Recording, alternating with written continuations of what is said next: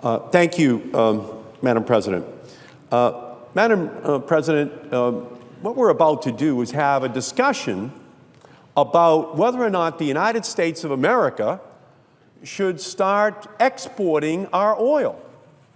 Exporting our oil. Now, ladies and gentlemen, the United States right now, along with China, is the largest importer of oil in the world. We are not exactly at, but very near to, the level of imports of oil in our country that we were back in 1975 when we put a ban on the exportation of oil in our country. Now, why is that important? Well, it's important for a lot of reasons. Number one, if we begin to export our oil in the United States, a new Barclays report found that the United States consumer last year saved $11.4 billion at the pump because of the lowest United States crude prices in a long time, and that we would potentially save upwards of $10 billion in prices for consumers at the pump in the United States of America. Now, we understand the oil industry. Here's what happens. The world price is set, it's called the Brent price. The Brent price is the world price of oil. That price is traditionally higher, much higher than the price of crude oil in the United States that's produced in the United States. That's West Texas Intermediate. That's a price set in Cushing, Oklahoma. Now, if you're an oil company, you want to get our U.S. crude out onto the world market because they will then be able to sell it for a much higher price. Now, what's wrong with that? Well, what's wrong with that is the American consumers won't get that oil at the lower price. And we'll still have to import oil into our country because we are still short by millions of barrels of oil per day. So the consumer in America is the one who will be paying this tax on their price at the pump. That's the essence of what this whole strategy is about. It's to get the oil companies the highest price of the oil, for oil, which is on the world market. But who's going to pay? Who's going to have their pockets tipped upside down at the pump and have money shaken out of it so they have to pay a higher price? It'll be the consumers. You know, if we want to give more money to the defense budget, let's just do it. Let's have a big debate about increasing the defense budget. Let's have that debate. But let's not have the American consumer at the pump be a special tax that's imposed in order to help our allies overseas. Because ultimately, of course, there's a beautiful access there where the oil industry is going, yes, sir, we're willing to put our crude oil on ships and send it overseas. It's just a bad, bad economic policy for our country. We're already paying a high price at home. So this exportation of our oil would also defy what our own Department of Energy is saying. Our Department of Energy is saying that in 2020, our oil production in America is going to peak, and then we're going to begin to go down once again in our oil production. Who is saying this? Our government. Who is saying this? The Energy Information Agency of the United States of America. So what we're engaging in here is a premature attempt to export oil with the likelihood that by 2019 and 2020, our oil production is going to start to go down again. It also hurts our domestic oil refining industry. The Energy Information Administration has found that by lifting this ban on the exportation of our own domestic crude could lead to a fundamental reduction in the amount of investment made by the American refining industry here on our own soil. $9 billion less would be invested because the oil would be sent overseas. The crude oil would get refined overseas. It wouldn't be refined here in our own country with American workers and American companies doing it here on our own soil, helping our economy here. This decision, by the way, that members are going to be asked to make today is opposed by the AFL-CIO, it's opposed by the steel workers, it's opposed by the League of Conservation Voters, by the Sierra Club, by Public Citizen, and by an entire group of American refiners. So this is no radical coalition that's been put together. It's about as broad a base of interest in our own country that wants to make America stronger. And how in the world can we be strong if we're exporting oil while we're still importing oil? Because we'll have to import the same amount that we're now exporting under this amendment that is being made by the senator from Texas, and we'll wind up with ultimately the price being paid by the American consumer at the pump. And so, from my perspective, this is about as kind of desperate an attempt which the oil industry can have to get out from underneath the 1975 law. They've been looking for an opportunity. But obviously, the instability in the Middle East should make us very cautious at this time. The oil fields of Saudi Arabia are now very vulnerable. They're right on the border.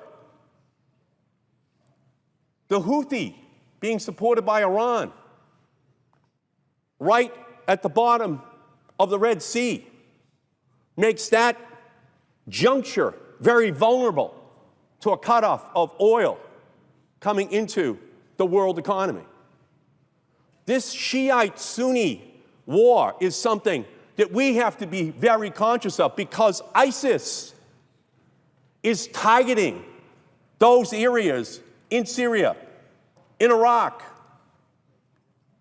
in Yemen that have oil resources. We need a big debate in our country about oil and war in the Middle East. We're at a pivotal point here where the Ottoman Empire and all of the lines that were drawn back 100 years ago are being erased, and with it, the protection of oil resources in the Middle East. We should just not have a debate out here on the Senate floor about cavalierly lifting the ban on the exportation of oil. We should have a debate about what this war in country after country, in oil area after oil area means for our country. And I would say to you that we should err in a way that's going to protect our own economy. That's what makes us strong. That's what makes it possible for us to project the power around the world. It is that we are the strongest economy in the world. And the indispensable life's blood of economic growth is low energy cost for every single industry and every single consumer. It puts more money in their pockets. This decision that the gentleman from Texas amendment asked us to make will send us in the wrong direction. So, this is a disaster for consumers in our country. It is a disaster for the refiners in our country. And it is a disaster for the national security of our country. We should keep our resources here at home for American families, American businesses, to enhance our national security using America and our economy as the basis for how we project power around the world. For every barrel of oil that we export, we're going to have to import another barrel of oil from some other place. We should have the debate here on the Senate floor about where that oil will be coming back into our country, because we still need 3-4 million extra barrels of oil a day. That's a national security consideration that we have to deal with.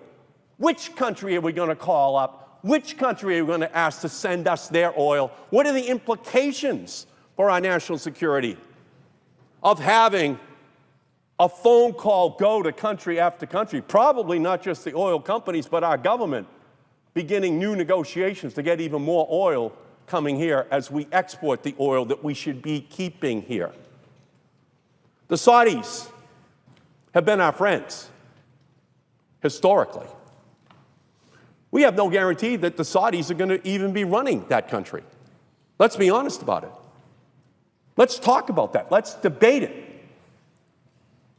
ISIS has taken over oil fields in Syria. ISIS has taken over areas of oil production in Iraq. Let's have a debate about that. That's what we should be debating. How is that oil now funding ISIS? How is that oil now being used by Iran, potentially, in Yemen, in other parts of the world, to undermine American interests? In one part of the world, in Yemen, we want to back the Sunnis against the Shiites. In Iran, we're backing moderate Sunnis against Shiites. In Iraq, we're backing the Shiites against radical Sunnis, trying to get moderate Sunnis to help us. All of it, by the way, with oil as, if not the, then one of these central issues in each one of these countries. To have a resolution here today to be saying we should be exporting oil? No, ladies and gentlemen, that's not how we should be discussing this issue.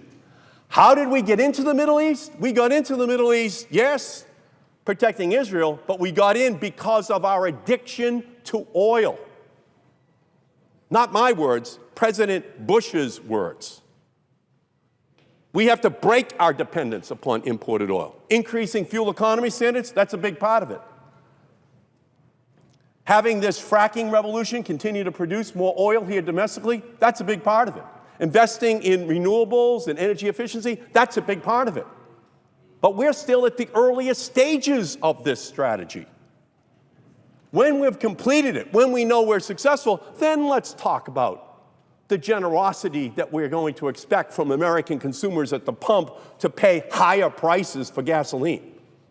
So again, this is an issue that the American people overwhelmingly want to see resolved in a way that keeps American oil in America. If we're going to continue to export young men and women from America over to the Middle East, then we should not be exporting our oil at the same time. That makes no sense. No sense. And it's disrespectful to the sacrifice young men and women are making over in the Middle East in order to protect our interests, to start an economic policy of exporting imported oil while we still need to import it. So this issue, to me, is central to our overall long-term national security and economic interests, and I urge an aye vote on the amendment, and I ask for a roll call on the amendment, Madam President.